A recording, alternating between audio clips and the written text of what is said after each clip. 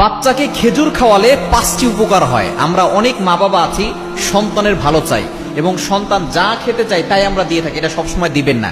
আমরা সন্তানদেরকে চিপস খাওয়াই, এরপরে চকলেট খাওয়াই, বিভিন্ন ধরনের জুস কিনে দেয়, এগুলো দিবেন না। আপনি আপনার সন্তানের যদি ভালো চান তাহলে আপনি খেজুর খাওয়াবেন।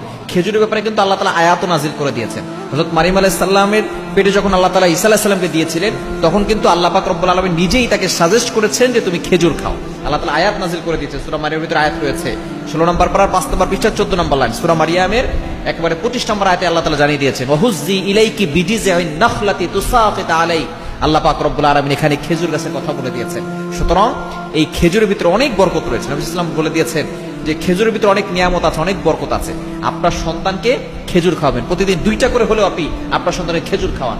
বিস্কুট না দিয়ে, আপনার সন্তানকে চিপস না দিয়ে, আপনার সন্তানকে চকলেট না দিয়ে খেজুর খাওয়াবেন। তাহলে 1 নাম্বার কি হবে? আপনার সন্তানের মেধা ভালো হবে।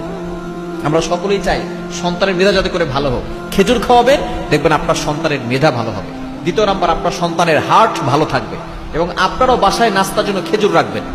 বিকালবেলা আমরা অনেক ধরনের বাজে জিনিস খাই, বাইরের প্যাকেটজাত খাবার খাই, এগুলো না খেয়ে খেজুর খাবেন, তাহলে দেখবেন আপনাদেরও হার্ট ভালো থাকবে। সন্তানের যদি স্বাস্থ্য ভালো রাখতে চান তাহলে এই খেজুর খাওয়াবেন। 2 নাম্বার উপকার হচ্ছে হার্ট ভালো থাকে। এবং 3 নাম্বার হচ্ছে খুবই গুরুত্বপূর্ণ, সেটা হচ্ছে হাড়। আমাদের শরীরের ভিতরে যে হাড় আছে, হাড়গুলো মজবুত হয়, হাড্ডিগুলো শক্ত হয়, মজবুত হয়।